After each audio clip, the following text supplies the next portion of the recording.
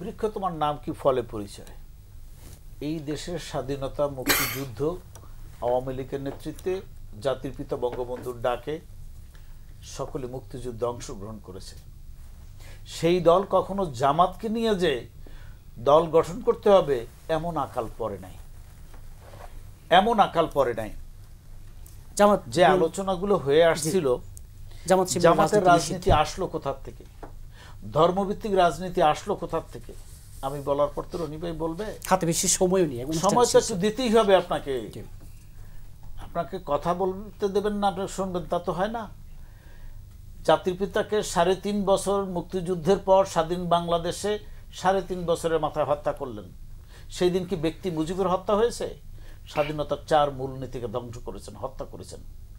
জাতীয় নেতাদেরকে কারার অভ্যন্তরে তৃষ্ণাম্র হত্যা করেছেন। উদ্দেশ্য কি? মুক্তিযুদ্ধের চেতনা নিয়ে আর দাঁড়াতে বাংলাদেশে না পারে। জিয়াউর রহমান ক্ষমতায় এসে এই বাংলাদেশের ধর্মভিত্তিক রাজনীতি শুরু করে দিলেন। গোলাম আজমকে বাংলাদেশে আসলেন, নাগরিকত্ব দিলেন। শাহ আজিজকে প্রধানমন্ত্রী বললেন কুখ্যাত রাজাকারকে, ধর্মমন্ত্রী বানালেন কুখ্যাত রাজাকার মাওলানা মান্নানকে, জয়পুরহাটের কারাগার থেকে আব্দুল আলিমকে মন্ত্রী বানালেন। কোথা থেকে শুরু করলেন? ওইখান থেকে। তারপরে কি ফ্রিডম পার্টি তৈরি করলেন? কাদেরকে দিয়ে? বঙ্গবন্ধুর আত্মস্বীকৃত খনিদেরকে দিয়ে। আওয়ামী লীগের রাজনীতি করতে দেবেন না। বঙ্গবন্ধু কন্যা শেখ হাসিনার দেশে আসলেন 81 সালে, আসতে দেবেন না, তিনি আসলেন। জনতার বিজয়ের মাঝে তিনি বাংলাদেশে ঢুকে এই বাংলাদেশে মুক্তিযুদ্ধের পক্ষে শক্তিকে ঐক্যবদ্ধ করলেন। এই বাংলাদেশে মুক্তিযুদ্ধের চেতনায় তিনি বাংলাদেশ গড়ে তুলে আজকের পর্যন্ত তিনি আসছেন। আপনি যদি একটু পিছনের দিকে তাকান, বিএনপি শাসনামলে 2000 সালে রাজশাহীতে বাংলা ভাই কি সৃষ্টি করেছিল?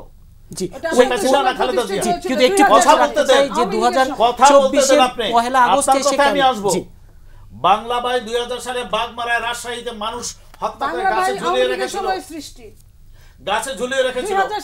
সেই জামাত শিবির, সেই ধর্মান্ধরা আজকে 24 বছর পর এই কোমলমতি ছাত্রদের আন্দোলনের নামে বাংলাদেশে ঘোলা পানিতে মাছ শিকার করার জন্য এই রাজধানীতে ঢাকা শহরে নারায়ণগঞ্জে পুলিশ হত্যা করে ঝুলিয়ে রেখেছেন। উত্তরায় আওয়ামী লীগ নেতাকে হত্যা করে ঝুলিয়ে রেখেছেন। কিসের ইঙ্গিত? বাংলাদেশকে বলবেন আমরা সবে তালেবান, বাংলা হবে আফগান। সেই দিন ভুলে যান। এই জামাত শিবিরের রাজনীতি বন্ধ হয়েছে। জামাত শিবিরের প্রেমে গদগদ এই যে বক্তব্য রাখতেছে বিএনপি, মুদ্রার এপিটার উপর জামাত আর বিএনপি। জামাতের রাজনীতি বন্ধ হবে, বিএনপি শেল্টার দেবে। বাংলাদেশে মুক্তিযোদ্ধারা যেভাবে 1971 সালে জাতির পিতার নেতৃত্বে এই বাংলাদেশকে রক্ষা করেছে, বঙ্গবন্ধুর স্বপ্ন সোনার বাংলা গড়ার জন্য তারা আত্মদান করেছে।